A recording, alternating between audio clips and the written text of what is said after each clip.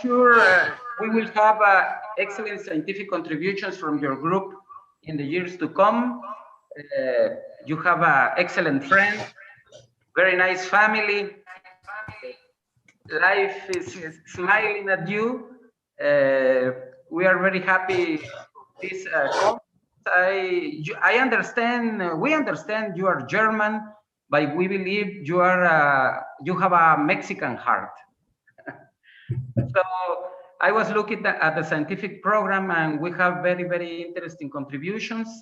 I wish good luck to all the participants.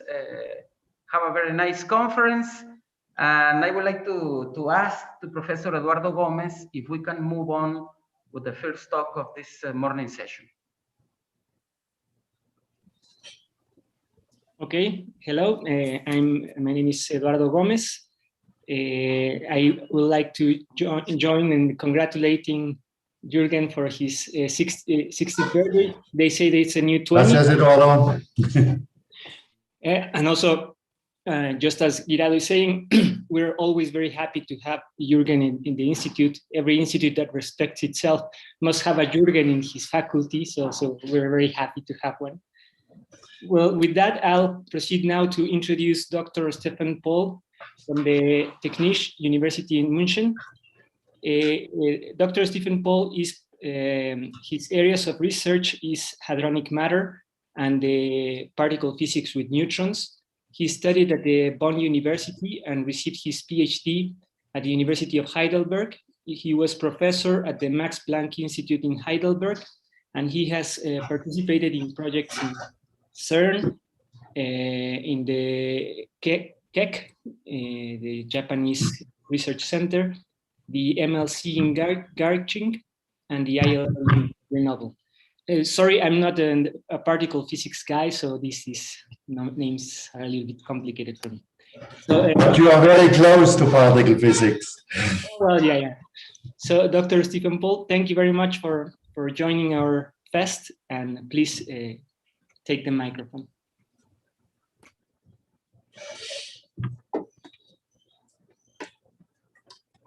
I'm sorry, we cannot hear. They silence the microphone.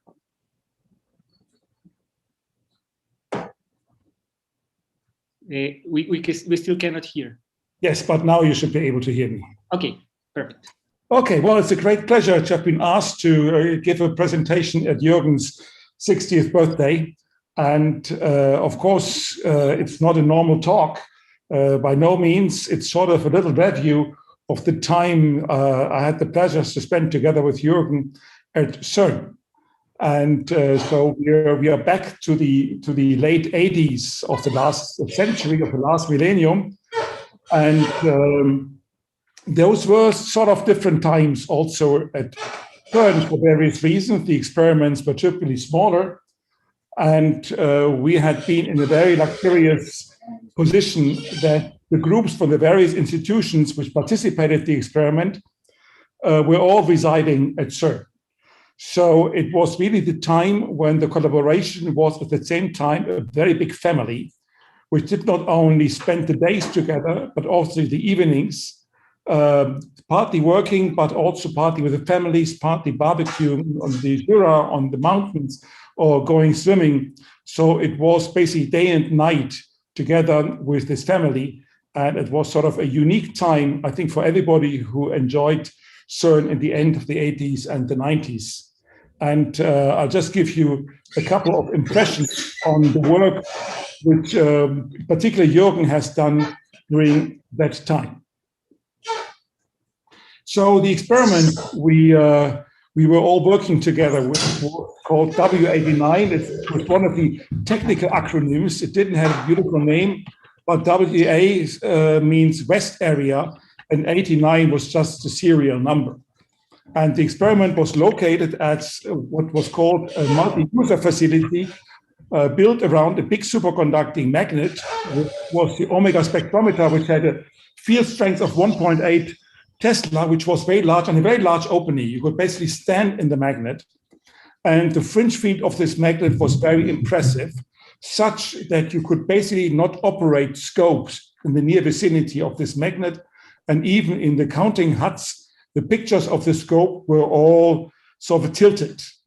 And you were also not allowed to get close to the magnet with any sort of tools, because these tools would be dragged into the magnet and potentially destroy wire chambers. And this was not only something, a potential danger, but this is something which actually happened. Safety measures were more relaxed at those days, and people were just sometimes too lazy to ramp down this big magnet, because it took quite a while with such an impedance that people said, oh, I just need to fix one screw. And off went the screwdriver right through the wire chamber into the magnet, where a number of other wire chambers, which you see in the screen, were located. And so the damage was very serious at the time. Now, downstream of the spectrometer, of this magnetic spectrometer, you see in a red square the drawing, or the circumference of the instrument, which was at Jürgen's heart, namely a ring imaging Cherenkov detector. Such a ring imaging Cherenkov detector, in particular the outer part, was existing before WA19 started, but it never really worked. And it was the big achievement of the Heidelberg group, and in particular of Jürgen, to turn this instrument into a workhorse of this WA19 experiment, which allowed to identify the various particles crossing this detector. So the instrument was at those days rather long.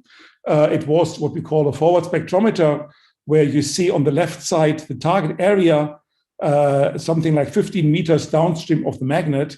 And since this instrument, the experiment was basically looking at long-lived particles like lambda or K zeros, which typically had flight paths of several meters before the decay, that was what was called the decay region.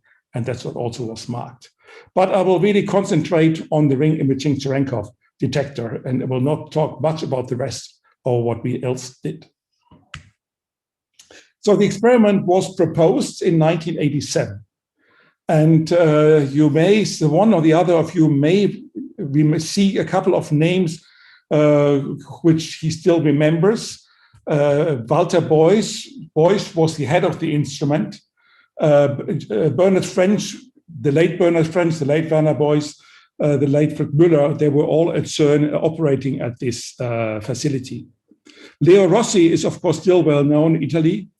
Then we had the group, my own group, where I was part of, from Heidelberg, which was led by Bogdan Poch. And then there was a group by the University of Heidelberg, which was the group of Heinze. Heinze was sort of the inventor, co-inventor of the drift chamber. And Hans Siebert was working in it as what nowadays you would call more junior professor. And Jürgen was already in the young age part of this group and signed this proposal, so which was subsequently approved. And we started data taking, the first data taking in 89 and went until something like 1993. At facilities, you always had a couple of weeks per year, not continuously. Now the instrument is shown here. And on the right side, you see basically the artist's view of the old ridge. It had quite some dimension. It was 4.2 meters wide and was quite long, and had, as you see on the left, a series of high-tech mirrors in the back, which almost has astronomical quality. And in the front, you could see wire chambers, which were supposed to detect the photons, which were Cherenkov photons, which were reflected by the mirror system. The photosensitive wire chambers were crossed by the charged particles. So you would not only see as a signal the impact point of the photon, but also the impact point of the charged particle. These photon detectors were had the technology of multi-wire chambers, but filled with a particular gas, which was TMAE, which was a photo absorber. And this was something which was difficult to operate and was a headache. So once in operation, you see what every ring imaging Cherenkov counter should tell you, namely rings.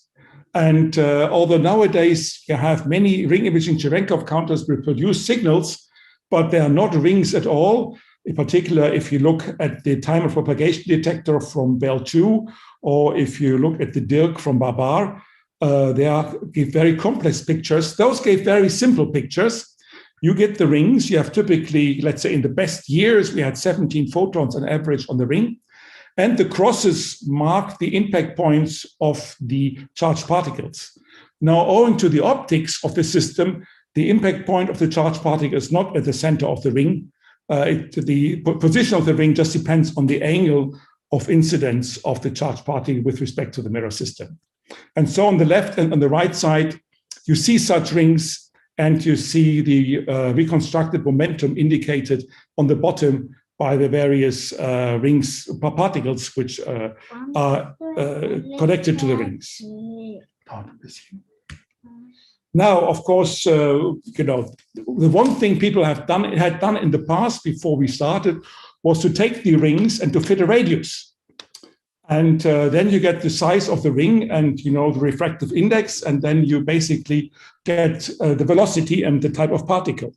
Now, that is far too simplistic because you throw away a good part of the information which is hidden in these pictures. In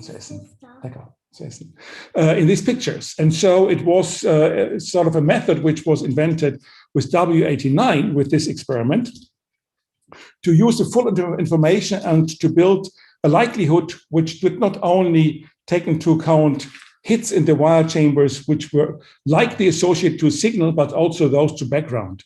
And so the full information which was present, including the knowledge on statistics, was used to perform likelihood calculation. And then the type of particle was identified by what we call a ratio of likelihoods, namely the likelihood for particular particle hypothesis divided by the maximum of any other hypothesis you could think of.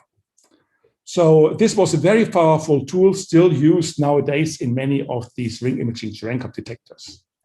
And on the right side, you see a rather simplistic effect of having such a ring imaging Cherenkov counters. You see sort of the ring radii for protons, kaons, and for pions, and you can see how you can distinguish between the different particle species.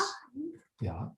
It should be noted that riches had been developed by Tom Ypsilantis and Vasigino and had been operated in test beams and had been tried in various experiments, but none of them had really worked sufficiently well to be used in a physics analysis by any of the experiments they were employed in. And this W89 Rich was the first one to prove that this technology was actually mature. But of course, a lot of work had to be done in order to turn this instrument into a reliable particle ID system. Now, if you want to get an idea of how well this instrument works, you basically count the number of photons around the hypothetical center of a ring. And then you get sort of a radius, which gives you the refractive index, and you get the numbers of photons per ring, which gives you a quality factor for this detector. And this is something which was done by Jürgen. These were famous N-1 plots, which basically covered the wall behind his chair. And for every run we took, we got new N-1 plots, every one, the next one always more beautiful than the previous one. So N-1 plots were the daily business of Jürgen for a long time. Jürgen spent a lot of time getting the instrument running itself, getting the electronics running, getting the noise reduced. So there was a lot of hardware and a lot of patience before this picture would actually emerge from all of this. Now there were, of course, Jürgen was not alone. There were many people performing the PhD thesis. Performing the PhD thesis, and this is sort of a picture of the number of PhD theses resulting out of this experiment. A couple of these theses were colleagues of Jürgen from the University of Heidelberg and also performing work on this ring imaging Cherenkov detectors.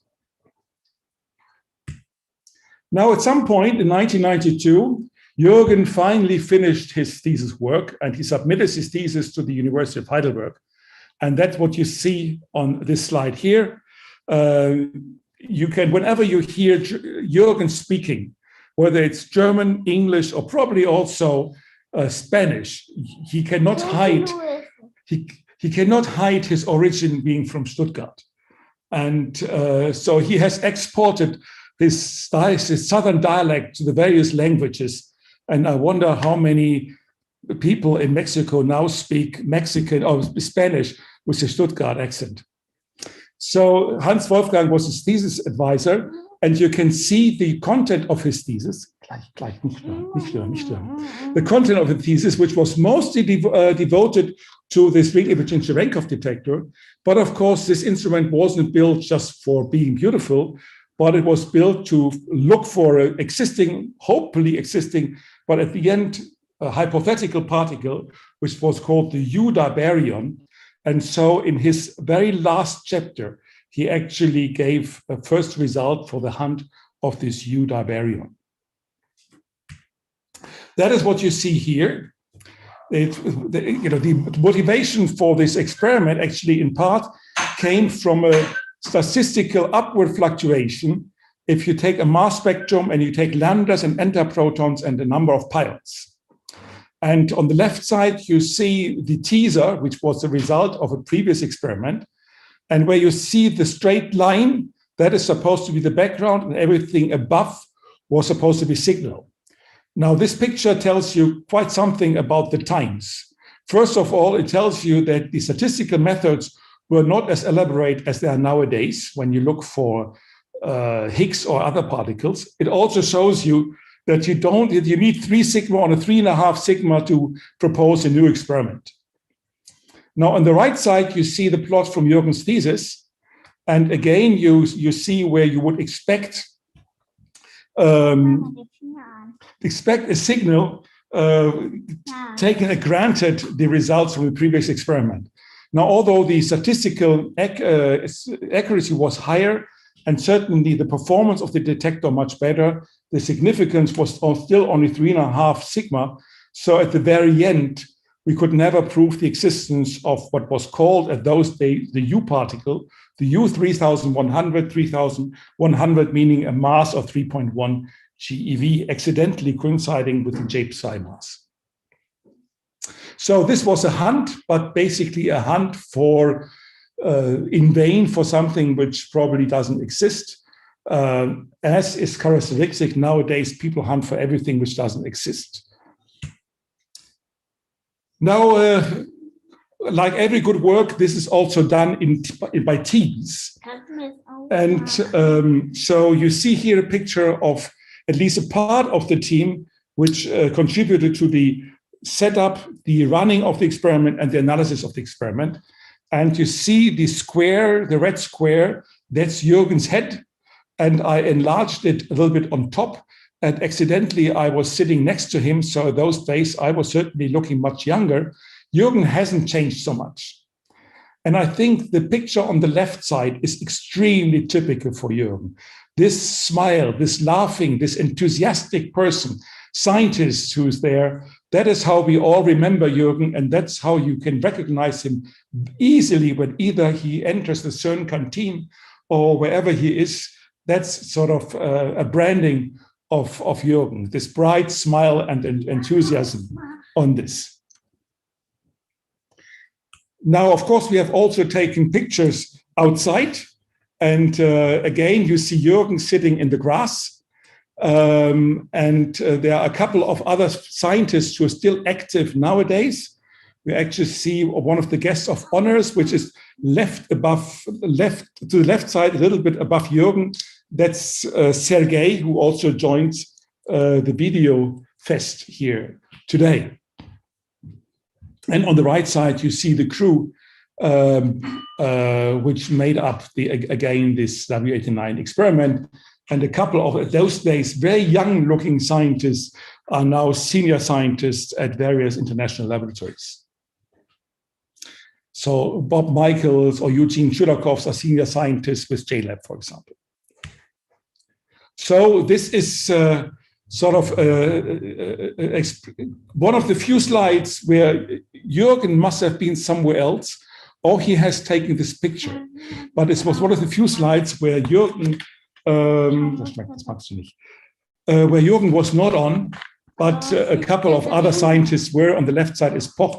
In the gray jacket, it's Thomas Walcher, former professor in Mainz. Lakritz, muss ich gleich. So, after Jürgen finished his work in Geneva, he went on and he passed on. He actually had become one of the world experts in ring imaging Schwenkdorf detectors. He had participated in the first conference on ring imaging Schwenkdorf detectors, and I think he has been to almost all RITS conferences since. And so his natural path was then to join sort of the big brother of the WI9 experiment, namely the SILEX experiment at Fermilab. At that time, it was running at a high-intensity proton beam, which was called Proton Center. And the pink object basically gives you, it's sort of a 10-meter long, I think it was 10 meters, ring imaging Schwenkdorf detectors, which avoided the complex operation of multi-wire chambers filled with TMAE, but used photomultiplier instead, which had the big advantage you turn them on and it sort of works. Now that is now somebody else who will talk about his times at SILEX and at Fermilab. And I would like to slowly come to the end of my presentation. Jürgen has many merits. He has an excellent knowledge of detectors. He is knowledgeable in hardware, in electronics, and in data analysis. He is very fast. So whenever there's a problem, Jürgen jumps, runs down, and basically fixes the issue. He certainly addresses the issue immediately. So he is a very fast worker. He has, I think, great enthusiasm and is full of initiative. Whenever he has an idea, he starts it right away. He has done an excellent work on the analysis also, in particular including hardware-related performance studies of this Cherenkov detector. He has excellent programming skills.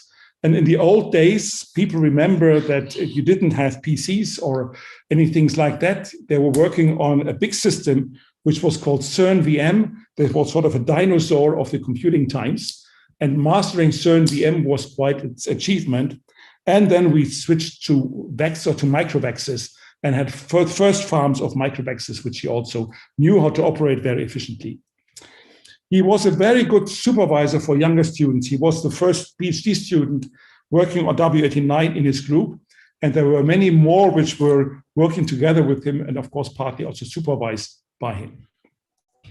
I think everybody who knows Jürgen knows he has high social skills, which means he knows how to spend time and how to deal with people also outside the experimental halls. Yes, I mentioned his excellent knowledge of Southern German, the Schwäbisch, and his skills to export this to other languages.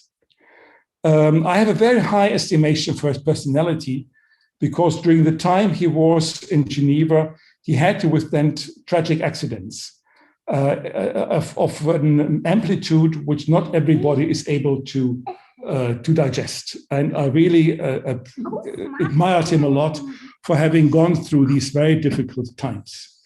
Jürgen, despite of this, has stayed a very cheerful, communicative, and enthusiastic fellow. And with this, I would like to wish you, Jürgen, happy birthday to you and go on for many more years to come. Thank you for asking me to give this lessons here to you.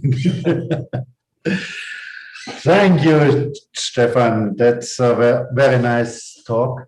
Very nice remembering photos, ideas we had, plots we made. Yes, this was very enthusiastic times. Yeah? And the photos, yeah, people. There's also Dario Barberis, who is now the big computing guy in Atlas, for example. Yeah? And you see him permanently in the same restaurant. Yeah. Yeah, very nice. Thanks a lot. So those were the first days of physics you were doing, and the start of your career.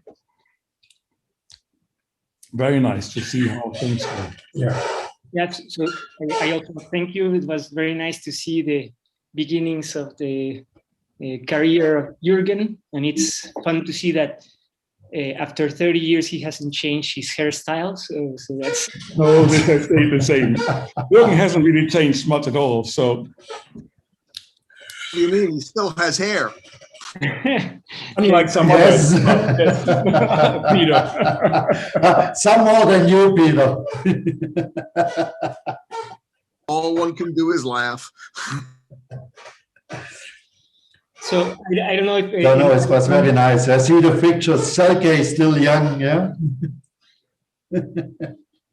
You are still young. I was young. Yes. So about the talk, I have a question.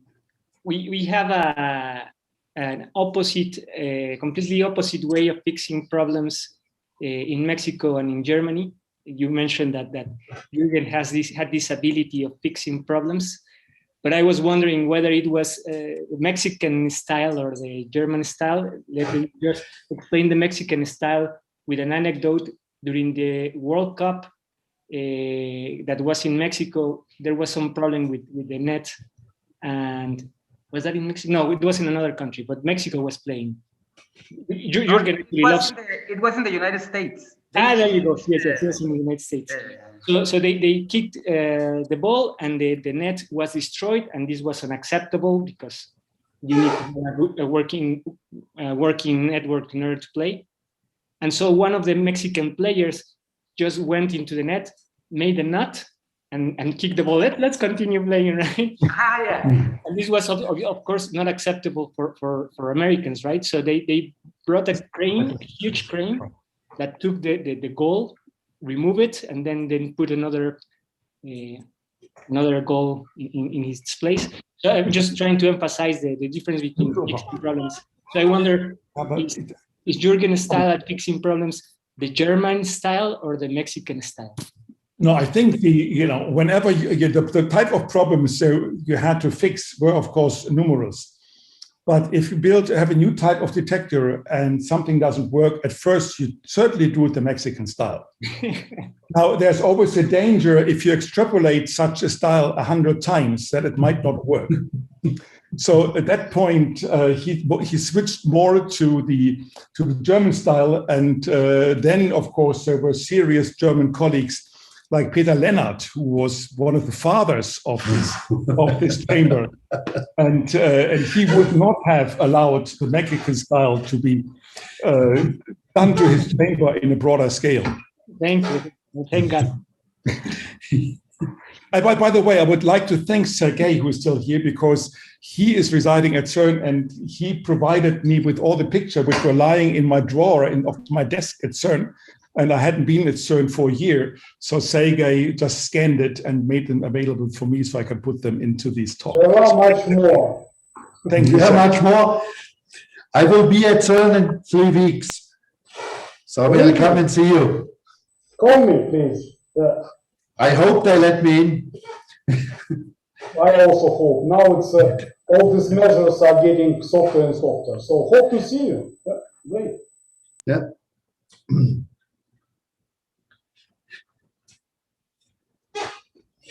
Okay. So this was really nice. How is Prof doing, Stephan? Do you know? I didn't see him for 2 years now. So at that time, obviously, he grew quite a bit older. He is getting to his 90s. And he gave up playing golf. He has a knee problem, and I think he was getting close to 90. That's a serious age, and he doesn't show up anymore really at its institute as much as I know. You know, Prof is very famous in Mexico because I use his book to teach nuclear and particle physics. Many people do. It's a very successful book. Eric will know the book, yeah? I use it now. You see? Yeah, I teach with that book.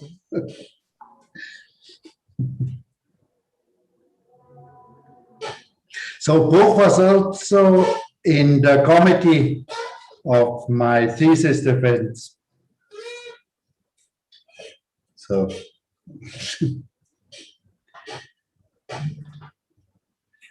okay.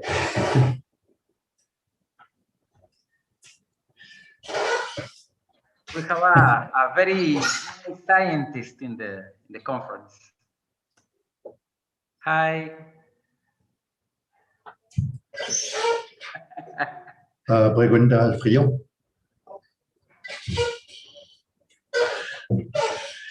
Yeah.